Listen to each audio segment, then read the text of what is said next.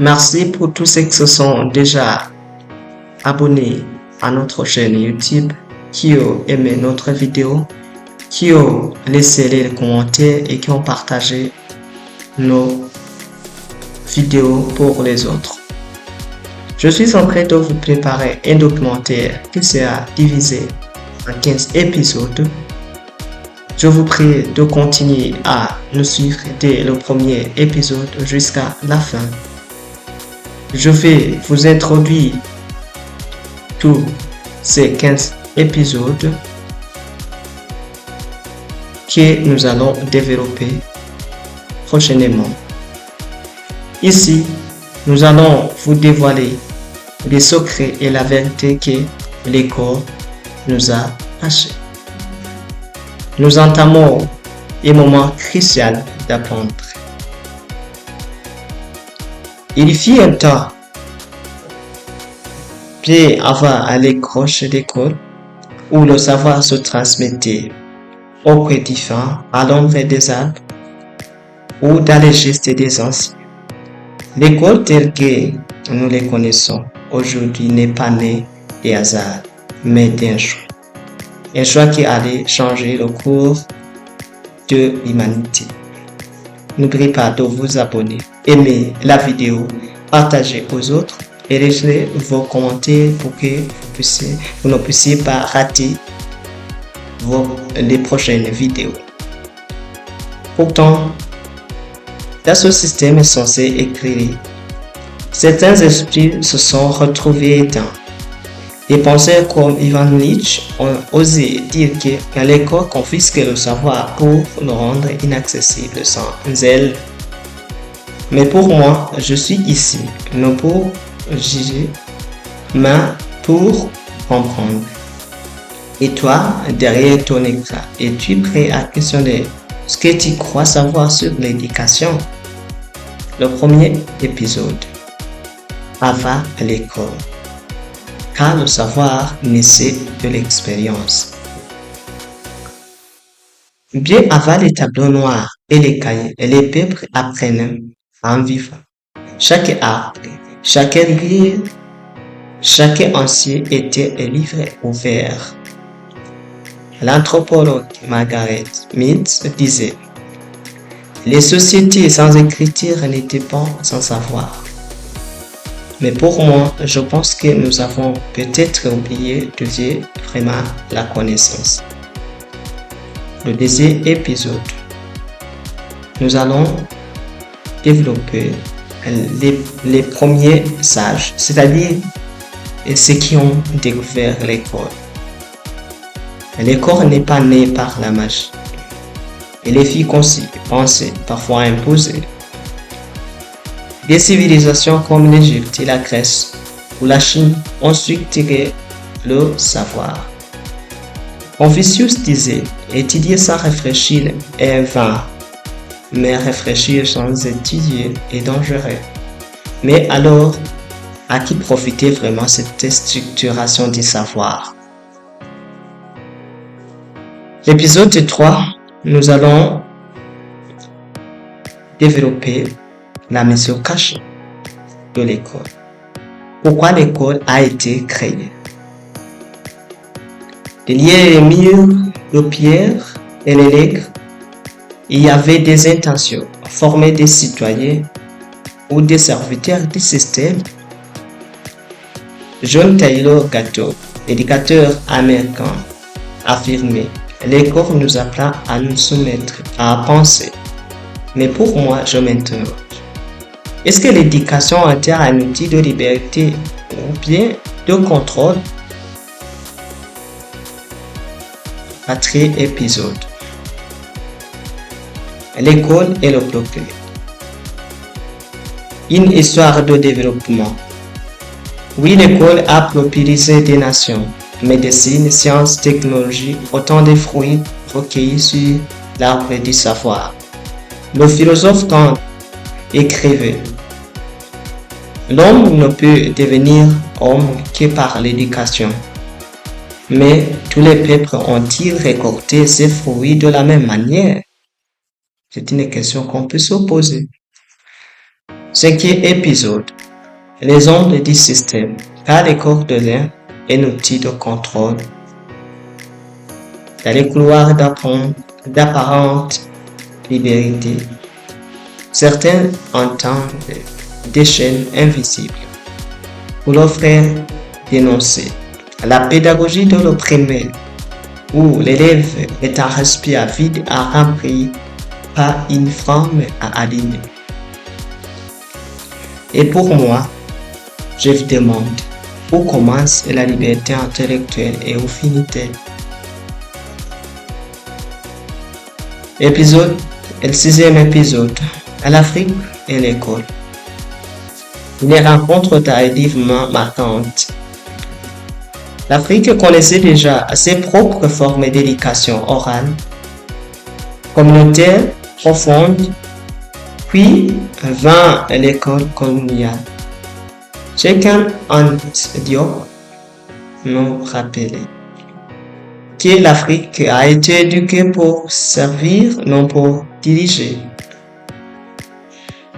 Mais aujourd'hui, que fait l'Afrique de cette éducation? C'est une question qu'on peut se poser.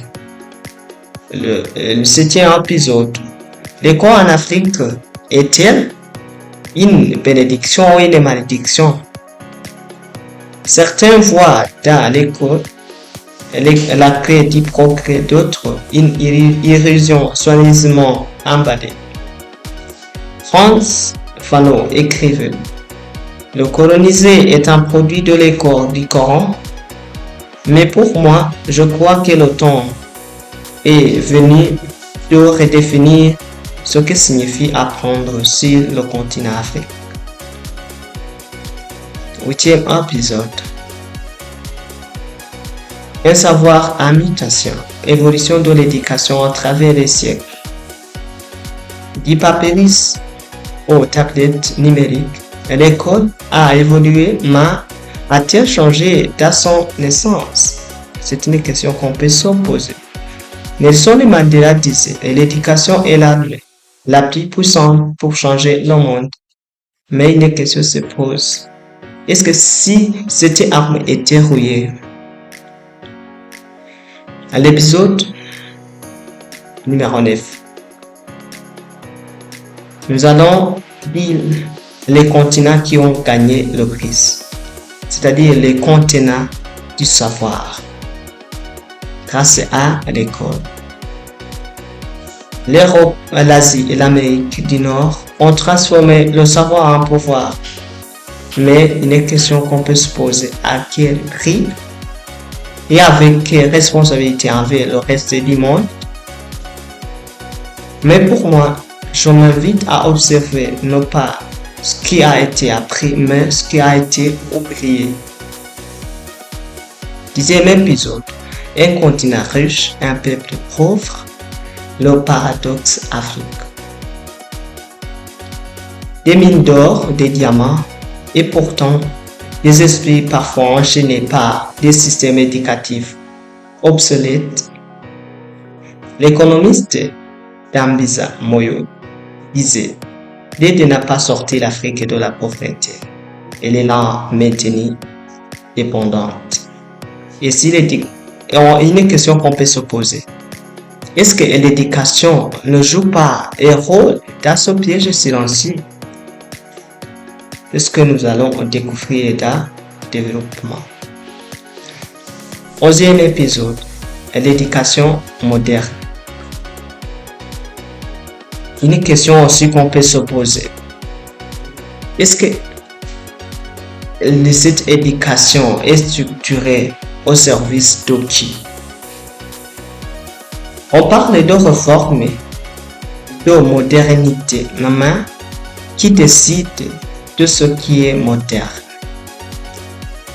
Pour moi, je dis que toute école qui n'enseigne pas la liberté est une prison. L'épisode 12. A-t-on trahi les pères fondateurs de l'école? Socrate, Luçon, Montessori, Tout rêver d'un savoir libérateur, mais les corps d'aujourd'hui sur Terre, encore les traces, c'est une question qu'on peut se poser. Nous allons quand même les répondre dans le développement. Où s'est-elle perdue dans les meilleurs des diplômes et des classements? Peut-être. 13e épisode. Pour une nouvelle vision, quels sont les conseils pour l'Afrique d'aujourd'hui? Si demain nous avions la chance de tout recommencer, que changerions-nous? Pour moi, je crois qu'il faut une école qui reflète l'Afrique, qui forme des créateurs, pas des répétiteurs. Là, le 14e épisode. Est-ce que l'école est venue en Afrique pour former ou bien pour formater? Nous allons aborder les limites de l'école africaine.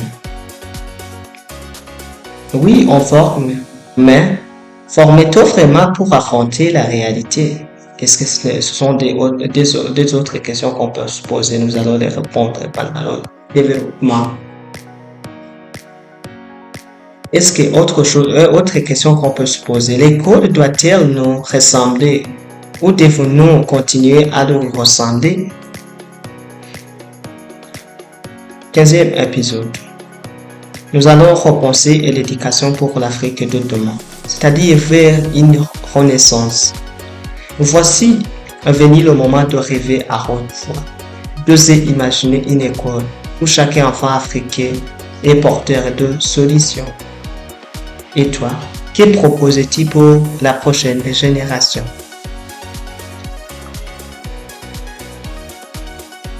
N'oubliez pas de vous abonner, aimer la vidéo, partager aux autres et laisser vos commentaires pour que vous ne puissiez pas rater les prochaines vidéos.